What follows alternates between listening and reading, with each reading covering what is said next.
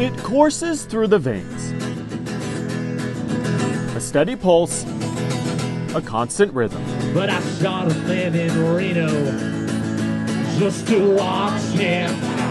It is music that keeps the heart of Nashville beating. But what happens when the song stops? We've been closed north of 6 months now. Everybody's out of money. Chris Cobb hates the silence.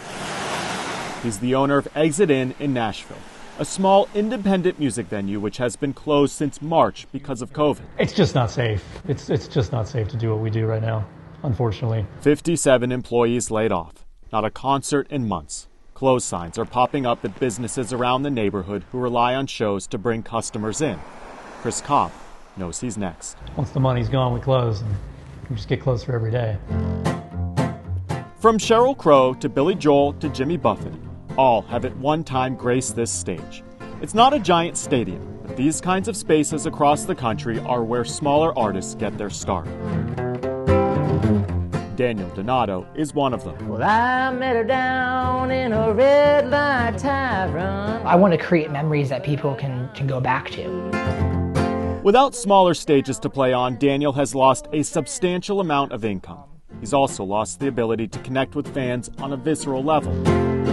The first thing that a musician plays is the venue. They don't play their instrument, they play the venue first. By the end of the year, live performance venues are expected to lose about $9 billion on ticket sales alone, which is why so many of them are so desperate for some kind of federal help. It's an existential crisis. Audrey Fisher is with the newly created National Independent Venue Association. Independent businesses have never had to ask for help before. The National Independent Venue Association represents 2,800 independent performing venues around the country. A stunning 90% of members say they will close by year's end without any federal assistance. It's happening, and every day that goes by is a risk that it happens more, and because people have run out of money. In recent months, the group has created the Save Our Stages Act, a $10 billion grant program for independent venues with bipartisan support. All they need is a vote in Congress. We're on the edge of a cliff with a huge number of venues right there at the edge, and they're about to go over, and they won't come back. And it's not just about the jobs. It's about the music we'll never hear. Loving while the world goes round. It's hard to think about American music without this network of independent music venues that have existed in this country for decades now. American music as we know it would not exist. And I'm afraid that that's what we're about to learn the hard way, is that it can't continue to exist as we've known it when these venues all go away. And living with the shades pulled down all day. But for now, that's a song Chris Cobb is trying not to write. A hope that the sun doesn't permanently set on some of the nation's most beloved stages. We will survive. In Nashville, I'm Chris Conti. It is easy out here to forget. A momentary escape from a year where beauty has often been hard to come by. Last one out closes the door. For students at James Faulkner Elementary, the walk to school this year looks a little different. This is 80 and 30. Like teachers across the country, anxiety was filling the inside of Jackie Cornwell's mind all summer. Am I done? What did I forget? So she decided to roll the dice and move her lessons outside. We do know that COVID has been a really challenging time for adults and kids. 110? Every day, for 3 hours a day, Jackie Cornwell's 3rd and 4th graders set up their classroom in the woods. Adding it all together, I got 311 trading cards. Trading cards. Away from the confines of their school building, this outdoor classroom has brought a sense of normalcy and safety. Being outdoors is another layer of protection. The New Hampshire air is plentiful out here. No concerns about ventilation. It might seem really easy to you, but this skill is tricky. Jackie Cornwell has also realized the beauty of Mother Nature's palette has helped foster a better learning environment. It's really turned something that could have made this year really horrible, sitting in desks, facing forward, not playing with friends, into one of the best years I've had in my 9 years of teaching. And while these outdoor classrooms are helping keep students safe from COVID, it's also helping with their mental health during some incredibly challenging times. A speech. Dozens of states are returning to virtual learning because of spikes in COVID cases. Okay. Even out here, removed from the world, Bree Bell worries about being sent home again. It wasn't normal. I was really I didn't like it too much because at my house we don't have very good internet, so it's hard. But this 10-year-old and her classmates have taken pride in the outdoor space they've built by hand. They've hung hammocks for reading time, even built a fire pit for the colder months. It's really nice to finally get to take our mask off and chill in the woods with some nice fresh air. While we're here and while we can be together, we're going to make the best of it. If COVID has taught these students and teachers anything, it's resiliency. Hopefully this is the year they'll remember as when they got to learn outside versus this is when they went to school during COVID. And they're happy, really. In a year like this, a lesson worth remembering. I feel like they're really having these impactful experiences that they're going to carry with them for the rest of their lives. Does that sound good? In Stoddard, New Hampshire, I'm Chris Conti. Awesome. All right.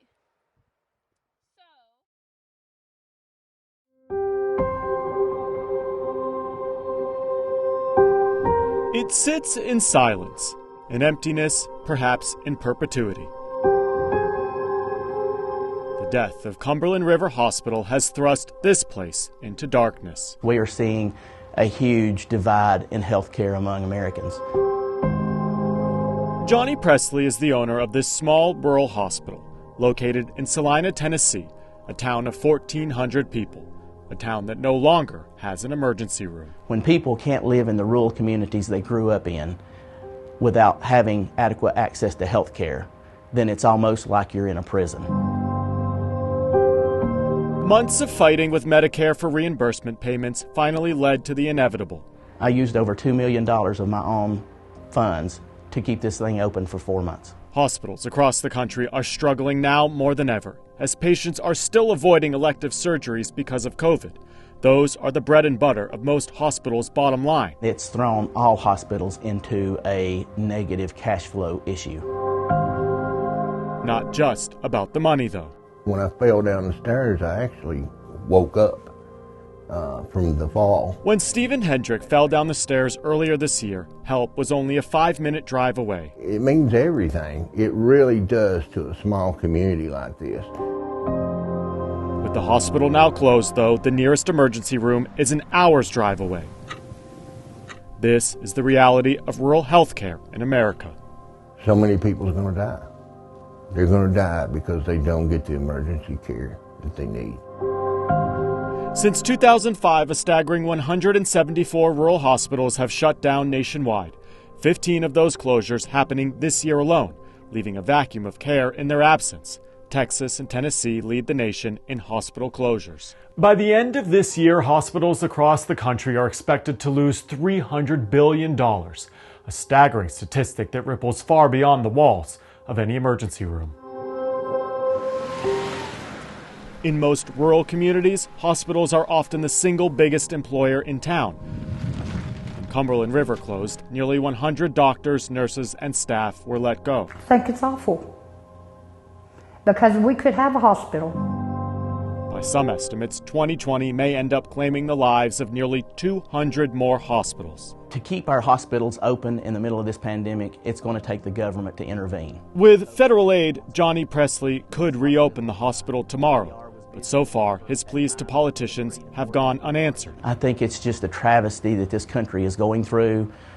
This country is so politically polarized right now that the most basic human needs of food and health care in this country are now being overlooked. Rural lifelines on life support, with American lives hanging in the balance. The ability to take care of those folks right now is just not available. In Salina, Tennessee, I'm Chris Conti.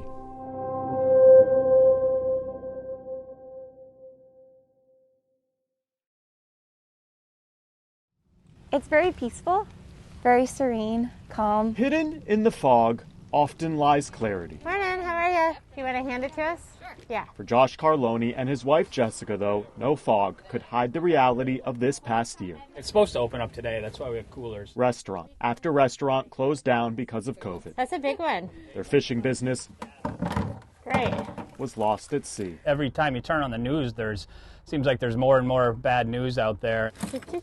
What to do with the thousands of oysters they had planned to sell to restaurants this year? We're super close with our growers, and so they were ready to go. Alex LaFerrier and her team with the Nature Conservancy of New Hampshire had an answer. I think it can really move the needle. All right. Earlier this year, an anonymous donor gifted $2 million to their nonprofit. With help from the Pew Charitable Trust, they've been able to buy back 5 million oysters that would have just been thrown overboard. It is really, really beneficial to the growers, and it gives them another outlet for their product. Kind of spread them out. It's not just fishermen's bottom line that the program is helping. It's also helping something at the bottom of the ocean. This is the site that's marked out. This habitat's really critical. Turns out oysters don't just taste good. They can do good for the environment. They work on water quality. So an adult oyster can filter 30 gallons of water a day. And when they're filtering that water, they're removing excess nutrients and nitrogen from the system. That grant bought back 10,000 of Josh Carloni's oysters. And he isn't just throwing them into the ocean. Alex and her team have strategically told him where they should be deployed. It's divided up so each grower has an allotted place. 2 green buoys up here. Eventually, the oysters will latch on to reefs below and help restore damage done by decades of overharvesting, pollution, and disease. The program is being deployed in 7 states: Maine, New Hampshire, Massachusetts, New York, New Jersey, Maryland, and Washington State. Fishermen get an infusion of cash.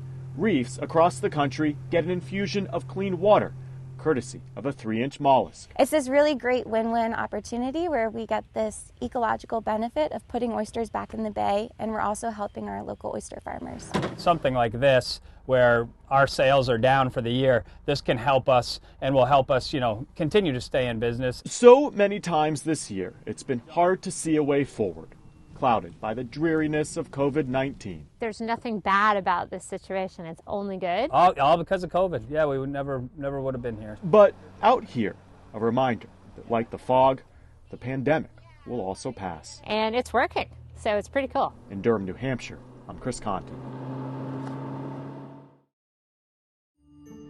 If Santa were to find his way to Baltimore, Maryland, 34th Street might be the perfect place to land. Had to have a little joy, so we put the lights up. And Bob Hosier, this is insane, might be the perfect person to welcome him to the neighborhood. One city block that for a month a year, everybody comes out and makes this.